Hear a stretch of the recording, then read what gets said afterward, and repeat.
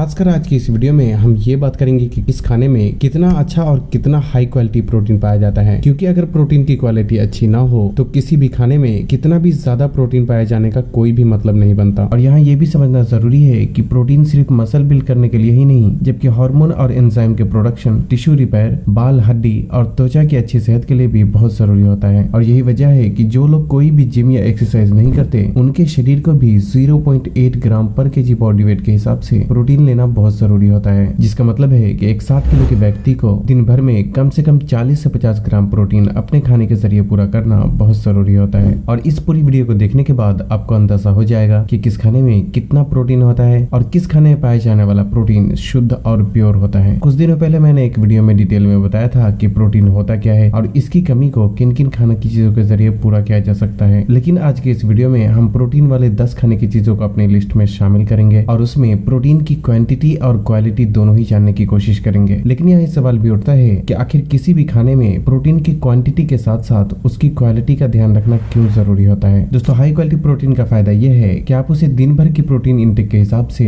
Daily भी खा सकते हैं, जबकि लो क्वालिटी प्रोटीन फूड कभी कभी या फिर लिमिट में ही इस्तेमाल करना चाहिए। प्रोटीन की क्वालिटी को 4 शर्तों में समझा जा सकता है। पहला है प्रोटीन परसेंटेज, जिसका मतलब है कि जिस प्रोटीन फूड में कार्बोहाइड्रेट और फैट की जितनी कम मात्रा होती है प्रोटीन की क्वालिटी उतनी ही अच्छी मानी जाती है और ऐसे प्रोटीन फूड को लीन सोर्स ऑफ प्रोटीन फूड भी कहा जाता है। दूसरा है अमाइनो एसिड प्रोफाइल। दोस्तों, प्रोटीन अमाइनो एसिड से मिलकर बना होता है और हमारे शरीर को 9 तरीके के एसेंशियल अमाइनो एसिड की जरूरत पड़ती है जिसे अपने खाने के जरिए पूरा करना होता है। और हाई क्वालिटी प्रोटीन फूड उसे ही कहा जाता है जिसमें पूरे 9 अमाइनो एसिड मौजूद हो। तीसरा है डाइजेस्टिबिलिटी। दोस्तों, खाना पेट में जाकर टूटने और पचने की प्रक्रिया को डाइजेस्टिबिलिटी कहा जाता है और इसलिए जो प्रोटीन फूड जितनी आसानी से हमारे पेट में टूटता या पचता है उसकी क्वालिटी उतनी अच्छी मानी जाती है। और चौथा है प्रोटीन की बायोलॉजिकल वैल्यू। दोस्तों, खाना पेट में टूटने और पचने के बाद छोटी आंत में पहुंचता है और जब छोटी आंत खाने में मौजूद पोषक तत्वों को खींचकर खून में पहुंचाती है तब इस प्रक्रिया को एब्जॉर्प्शन कहा जाता है। लेकिन जो भी प्रोटीन फूड हम खाते हैं वो पूरा का पूरा हमारे खून में नहीं पहुंचता, बल्कि उसमें से कुछ खून में पहुंचकर काम में आता है और कुछ बिना इस्तेमाल हुए ही शरीर से बाहर निकल जाता है, या यूं कहें कि यूं ही वेस्ट हो जाता है। और ये हर खाने में अलग अलग तरह से होता है, इसलिए जिस खाने में मौजूद प्रोटीन जितना ज्यादा हमारे खून में पहुंचता है उस प्रोटीन फूड की क्वालिटी उतनी ही अच्छी मानी जाती है और इसे प्रोटीन की बायोलॉजिकल वैल्यू या फिर बायो अवेलेबिलिटी भी कहा जाता है। अब हम इन चारों शर्तों के आधार पर 10 प्रोटीन फूड के बारे में बारी बारी से ये जानने की कोशिश करेंगे कि किस खाने में कितना अच्छा प्रोटीन पाया जाता है और साथ में मैं अपना ओपिनियन भी बताऊंगा कि आपको इन खानों को कब और कितनी मात्रा में इस्तेमाल करना चाहिए। शुरू करते हैं नंबर 10 से, जो कि है लेग्यूम्स। दोस्तों, बीन्स यानी राजमा, चना और हर तरह की दालें लेग्यूम्स की कैटेगरी में आते हैं और इन तीनों का मैक्रो ब्रेकडाउन भी लगभग सेम ही होता है, जिसमें 100 ग्राम लेग्यूम्स में 20 से 25 ग्राम प्रोटीन, थोड़ी मात्रा में फैट और लगभग 55 से 60 ग्राम कार्बोहाइड्रेट मौजूद होता है। इस हिसाब से पता चलता है कि इसमें प्रोटीन की अच्छी खासी मात्रा मौजूद होती है। लेकिन अगर बात की जाए प्रोटीन की क्वालिटी की, तो क्वालिटी प्रोटीन की 4 शर्तों में से ये सिर्फ एक में ही पास हो पाता है और 3 में कहीं न कहीं पीछे रह जाता है। एक शर्तों में ये इसलिए पास हो जाता है क्योंकि इसमें फैट की क्वांटिटी कम होने की वजह से ये पचने में ठीक ठाक होता है, और 3 शर्तों में ये इसलिए पीछे रह जाता है क्योंकि एक तो इसमें प्रोटीन के साथ साथ कार्बोहाइड्रेट भी काफी मात्रा में मौजूद होता है और इसलिए इसे lean protein source of food नहीं कहा जा सकता। दूसरा ये कि इसमें पाए जाने वाले प्रोटीन की बायोलॉजिकल वैल्यू भी काफी कम होती है क्योंकि ये शरीर में जाकर पचने के बाद इसमें पाया जाने वाला प्रोटीन 50% ही हमारे शरीर में एब्जॉर्ब हो पाता है और बाकी का यूं ही वेस्ट हो जाता है। और तीसरी शर्तों में ये इसलिए पीछे रह जाता है क्योंकि इसमें मेथियोनिन नाम का एक अमाइनो एसिड दाल, राजमा और चना इन तीनों में ही नहीं पाया जाता। हालांकि इन चीजों को रोटी या चावल के साथ खाने से पूरे 9 अमाइनो एसिड की पूर्ति हो जाती है, इसलिए हम इन चीजों को 2 शर्तों में पास कर सकते हैं और फिर भी ये 2 में कहीं न कहीं पीछे रह जाता है। इन चीजों का एक बार में 25 ग्राम और दिन भर में 50 से 60 ग्राम से ज्यादा इस्तेमाल नहीं करना चाहिए, खासकर अगर आप फैट लॉस करना चाहते हैं, क्योंकि इनमें कार्बोहाइड्रेट की मात्रा पहले से ही ज्यादा होती है और इसे कंप्लीट प्रोटीन बनाने के लिए रोटी या चावल के साथ मिलाकर खाने से कार्बोहाइड्रेट की मात्रा और भी ज्यादा बढ़ जाती है, इसलिए इसका लिमिट में ही सेवन करना चाहिए। इन चीजों का आप एक टाइम सुबह के नाश्ते या फिर दोपहर के खाने में थोड़ी मात्रा में इस्तेमाल कर सकते हैं। नंबर 9 है रेड मीट यानी बीफ। 100 ग्राम बिना चर्बी वाले बीफ में 26 ग्राम प्रोटीन और 15 ग्राम फैट होता है। इसे हमने 9वें पोजीशन पे इसलिए रखा है क्योंकि ये भी शुद्ध प्रोटीन नहीं होता और क्वालिटी प्रोटीन की 4 शर्तों में से ये सिर्फ 2 में ही पास हो पाता है और 2 में कहीं न कहीं ये भी पीछे रह जाता है। 2 शर्तों में ये पास इसलिए होता है क्योंकि एक तो ये कंप्लीट प्रोटीन होता है जिसमें पूरे 9 अमाइनो एसिड मौजूद होते हैं और दूसरा ये कि इसमें पाए जाने वाले प्रोटीन की बायोलॉजिकल वैल्यू अच्छी होती है, जो कि शरीर में पचने के बाद लगभग 80% प्रोटीन हमारे शरीर में एब्जॉर्ब हो जाता है। और जो 2 शर्तों में ये पीछे रह जाता है उसमें से पहला तो ये है कि इसमें प्रोटीन के साथ साथ फैट भी काफी मात्रा में मौजूद होता है, इसलिए इसे lean protein source of food नहीं कहा जा सकता। और दूसरा ये कि फैट ज्यादा होने की वजह से ये पचने में भी बहुत ही मुश्किल होता है। बात की जाए अगर इसके इस्तेमाल की, तो आपको इसे रेगुलर इस्तेमाल नहीं करना चाहिए, क्योंकि इसमें सैचुरेटेड फैट की मात्रा ज्यादा होने की वजह से इसके ज्यादा मात्रा में इस्तेमाल करने से ये शरीर में बुरे कोलेस्ट्रॉल की मात्रा को बढ़ा सकता है। और यही वजह है कि आप इसका कभी कभी तो इस्तेमाल कर सकते हैं, लेकिन कंटिन्यू इस्तेमाल बिल्कुल भी ना करें। नंबर 8 है मूंगफली। 100 ग्राम मूंगफली में 26 ग्राम प्रोटीन, 16 ग्राम कार्बोहाइड्रेट और लगभग 50 ग्राम फैट मौजूद होता है। इसमें प्रोटीन अच्छी खासी मात्रा में मौजूद तो होता है, लेकिन साथ ही इसमें फैट भी बहुत ज्यादा मात्रा में पाया जाता है। हालांकि इसमें पाए जाने वाला फैट ज्यादातर अनसैचुरेटेड होता है, इसलिए इसका नियमित मात्रा में सेवन करने से ये शरीर को फायदा ही पहुंचाता है। और यही वजह है कि मूंगफली को प्रोटीन का नहीं बल्कि हेल्थी फैट का प्राइमरी सोर्स माना जाता है। लेकिन अगर बात की जाए प्रोटीन की क्वालिटी की, तो ये क्वालिटी प्रोटीन की चारों शर्तों में कहीं न कहीं पीछे रह जाता है, क्योंकि एक तो ये लीन प्रोटीन नहीं होता है, क्योंकि इसमें फैट के साथ कार्बोहाइड्रेट भी काफी मात्रा में मौजूद होता है। इसकी डाइजेशन और बायोलॉजिकल वैल्यू भी काफी कम होती है। साथ ही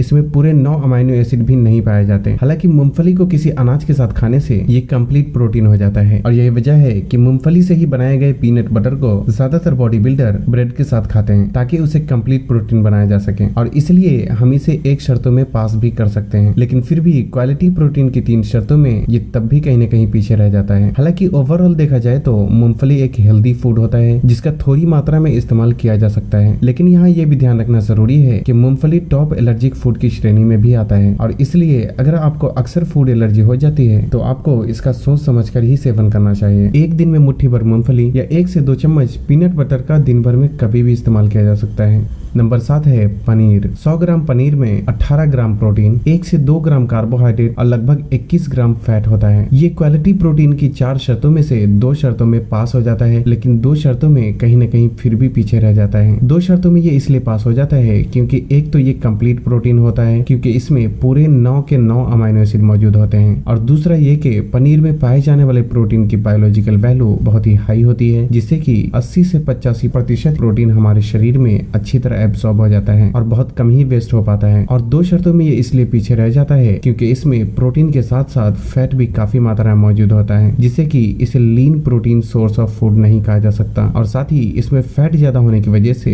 ये पचने में भी थोड़ा भारी हो जाता है। इसमें खासकर सैचुरेटेड फैट की मात्रा ज्यादा होने की वजह से 50 से 100 ग्राम से ज्यादा इसका इस्तेमाल नहीं करना चाहिए। इसका हफ्ते में 2 से 3 बार नाश्ते या दोपहर के खाने में इस्तेमाल करना ज्यादा बेहतर ऑप्शन हो सकता है। नंबर 6 है सोया चंक्स। 100 ग्राम सोया चंक्स में 52 ग्राम प्रोटीन, 33 ग्राम कार्बोहाइड्रेट और फैट ना के बराबर मौजूद होता है। वैसे सोया चंक्स एकमात्र ऐसा फूड है जिसमें सबसे ज्यादा प्रोटीन पाया जाता है, लेकिन अगर बात की जाए प्रोटीन की क्वालिटी की, तो उस बारे में ये क्वालिटी प्रोटीन की 4 शर्तों में से सिर्फ 2 शर्तों में पास होता है, और 2 शर्तों में फिर भी कहीं न कहीं पीछे रह जाता है। 2 शर्तों में ये पास इसलिए हो जाता है क्योंकि एक तो ये complete protein source of food होता है, क्योंकि इसमें पूरे 9 अमाइनो एसिड मौजूद होते हैं, और दूसरा ये कि इसमें फैट की मात्रा कम होने की वजह से ये पचने में भी ठीक ठाक होता है। और बाकी की 2 शर्तों में ये इसलिए पीछे रह जाता है क्योंकि एक तो ये लीन सोर्स ऑफ प्रोटीन नहीं होता, क्योंकि इसमें प्रोटीन के साथ साथ कार्बोहाइड्रेट भी काफी मात्रा में मौजूद होता है, जिससे कि इसे लीन सोर्स ऑफ प्रोटीन नहीं कहा जा सकता। और दूसरा ये कि सोया चंक्स में पाए जाने वाला प्रोटीन की बायोलॉजिकल वैल्यू उतनी अच्छी नहीं होती, जिसकी वजह से ये पेट में पचने के बाद इसमें मौजूद लगभग 60% प्रोटीन ही शरीर में एब्सॉर्ब हो पाता है, और बाकी का यूं ही वेस्ट हो जाता है। साथ ही सोया प्रोडक्ट में नेचुरली फाइटोएस्ट्रोजन नाम का हार्मोन मौजूद होता है, इसलिए इसके ज्यादा मात्रा में इस्तेमाल करने से ये शरीर के हार्मोन के संतुलन को बिगाड़ सकता है। लेकिन फिर भी दिन भर में 50 ग्राम तक सोया चंक सेफली कंज्यूम किया जा सकता है।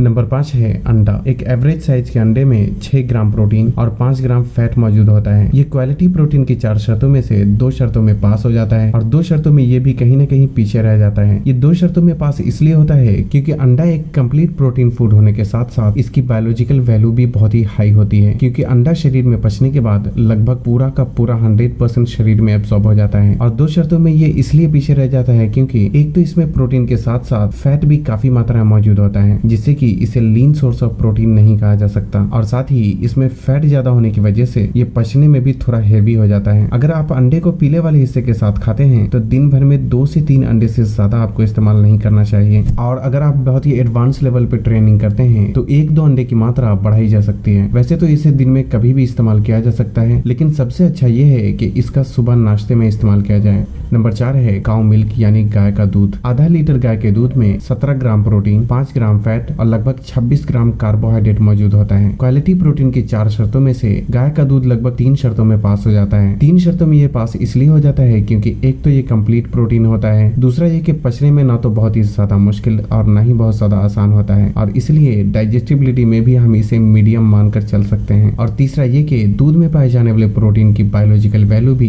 बहुत ही हाई होती है, जिससे कि ये पचने के बाद 90% से भी ज्यादा हमारे शरीर में एब्सॉर्ब हो जाता है। और एक शर्तों में ये पीछे इसलिए रह जाता है क्योंकि इसमें प्रोटीन के साथ साथ कार्बोहाइड्रेट भी काफी मात्रा में मौजूद होता है, और इसलिए इसे लीन सोर्स ऑफ प्रोटीन फूड नहीं कहा जा सकता। अगर आप एक्सरसाइज करते हैं तो पाव लीटर से हाफ लीटर तक दूध अपनी जरूरत के हिसाब से इस्तेमाल किया जा सकता है, और बेहतर है कि इसका रात में खाने से 1-2 घंटे बाद और सोने से कम आधे घंटे पहले इस्तेमाल किया जाए। नंबर 3 है मछली। वैसे तो अलग अलग मछली में प्रोटीन की क्वांटिटी और क्वालिटी दोनों ही अलग अलग होती है, लेकिन जो मछली अंदर से जितनी सफेद होती है उसमें प्रोटीन की उतनी ही ज्यादा मात्रा और उतनी ही अच्छी क्वालिटी का प्रोटीन मौजूद होता है। जैसे कि टेलापिया, पॉम्फ्रेट, रोहू और कतला जैसी कुछ मछलियों के नाम हैं जिसमें हाई क्वालिटी प्रोटीन मौजूद होता है। इस तरह की 100 ग्राम मछली में 17 से 25 ग्राम प्रोटीन होता है, जबकि कार्बोहाइड्रेट और फैट ना के बराबर मौजूद होता है। बात की जाए प्रोटीन की क्वालिटी की, तो ये क्वालिटी प्रोटीन की लगभग चारों शर्तों में पास हो जाता है, और इसलिए 100 ग्राम फिश खाने में इस्तेमाल किया जा सकता है। नंबर 2 है चिकन ब्रेस्ट। दोस्तों, चिकन के दूसरे बॉडी पार्ट में प्रोटीन के साथ साथ फैट भी मौजूद होता है, लेकिन चिकन के सीने वाले हिस्से में हाई क्वालिटी प्रोटीन पाया जाता है। इसलिए 100 ग्राम चिकन ब्रेस्ट में 31 ग्राम प्रोटीन, 0 ग्राम कार्बोहाइड्रेट और ना के बराबर फैट मौजूद होता है। इसलिए ये क्वालिटी प्रोटीन की लगभग चारों शर्तों में पास हो जाता है। चिकन ब्रेस्ट में हाई क्वालिटी प्रोटीन होने की वजह से ज्यादातर बॉडी बिल्डर भी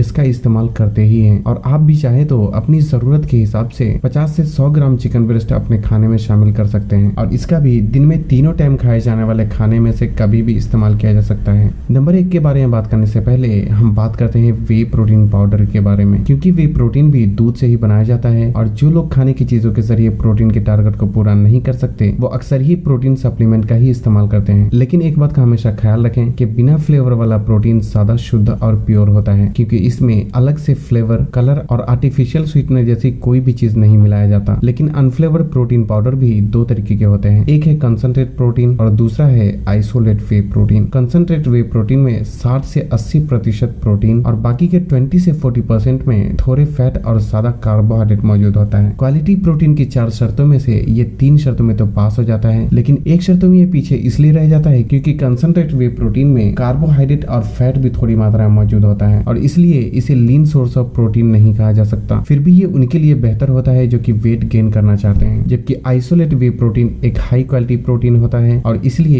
इसे वेट गेन और फैट लॉस दोनों ही सिचुएशन में इस्तेमाल किया जा सकता है। आइसोलेट वे प्रोटीन में 85 से 95% प्रोटीन होता है, फैट और कार्बोहाइड्रेट बहुत ही कम मात्रा में मौजूद होता है, और इसलिए ये क्वालिटी प्रोटीन की चारों शर्तों में पास हो जाता है। लगभग 2 महीने पहले मैंने अमेज़न से एक वे प्रोटीन खरीदा था जो कि है एब्सॉर्ब न्यूट्रिशन का वे प्रोटीन आइसोलेट। इसे मैंने कुछ दिनों इस्तेमाल करने के बाद कुछ बातें नोटिस की है, और अभी ये ऑलमोस्ट खत्म भी होने वाला है। इसकी सबसे अच्छी बात यह है कि ये रॉ प्रोटीन होने के बावजूद कंपनी ने इसमें एंजाइम भी मिलाया है, और इसलिए ये बहुत ही जल्दी और आसानी से डाइजेस्ट हो जाता है। इसकी दूसरी अच्छी बात यह भी है कि इसके डब्बे पर अमाइनो एसिड प्रोफाइल की लिस्ट बहुत ही क्लियरली मेंशन किया गया है, और साथ ही कंपनी इसे बड़े पैक में बनाने के साथ साथ छोटे पैक में भी बनाती है, ताकि अगर आप पहली बार खरीद रहे हैं तो कम पैसे लगाकर ही इसे आजमा कर देख सकें, और अगर आपको ये पसंद आता है तभी आप इसका बड़ा पैक खरीदें। हालांकि ये एक स्पॉन्सर्ड प्रोडक्ट है, लेकिन क्योंकि मैंने इसे खुद इस्तेमाल किया है इसलिए आप लोगों को इसके बारे में बताया है, और अगर आप चाहे तो इसे डिस्क्रिप्शन में दिए लिंक को फॉलो करके खरीद सकते हैं। इसका एक स्कूप प्रोटीन पाउडर आप एक्सरसाइज से पहले या बाद में ले सकते हैं, और अगर आप एक्सरसाइज नहीं करते तो सुबह नाश्ते के साथ भी 1 गिलास नॉर्मल पानी के साथ लिया जा सकता है। फाइनली अब बात करते हैं नंबर 1 की, जो कि है एग व्हाइट्स यानी अंडे की सफेदी। दोस्तों, अंडे का सारा फैट और कोलेस्ट्रॉल अंडे के पीले वाले हिस्से में मौजूद होता है, और जब पीले वाले हिस्से को निकाल दिया जाता है तो बाकी शुद्ध और प्योर प्रोटीन ही बचता है। एक अंडे की सफेदी में लगभग 4 ग्राम प्रोटीन होता है, जबकि फैट और कार्बोहाइड्रेट बिल्कुल भी नहीं पाया जाता, और यही वजह है कि ये इतना शुद्ध और प्योर प्रोटीन माना जाता है। क्वालिटी प्रोटीन की चारों शर्तों में ये पास हो जाता है, और इसकी अच्छी बात यह है कि आप बिना किसी मसाले का इस्तेमाल किए भी सिर्फ उबालकर ही इसे खा सकते हैं, और यही वजह है कि सर्दी गर्मी किसी भी मौसम में इसका इस्तेमाल किया जा सकता है। साथ ही इसे सुबह, दोपहर, शाम, रात, एक्सरसाइज से पहले और एक्सरसाइज के बाद कभी भी इस्तेमाल किया जा सकता है। और इतना ही नहीं, अपने वजन और दिन भर के प्रोटीन इंटेक के हिसाब से आप इसे डेली 5, 10, 15 या फिर 20 एग वाइट्स का भी इस्तेमाल कर सकते हैं। यहाँ इस बात का भी ख्याल रखना जरूरी है कि अब तक मैंने जो भी इस वीडियो में बताया है, आपको उन सभी खाने का एक ही दिन इस्तेमाल नहीं करना है, बल्कि इन सभी खाने में से जो आपको पसंद आता है उसे हफ्ते में बारी बारी से अपने प्रोटीन इंटेक के हिसाब से खाने में शामिल करने की कोशिश करें। तो बस आज के लिए इतना ही। अगर वीडियो पसंद आई हो तो इसे लाइक और शेयर करने के साथ साथ चैनल को सब्सक्राइब करना भी ना भूलें। और तब तक के लिए अपना ख्याल रखें। अल्लाह हाफिज।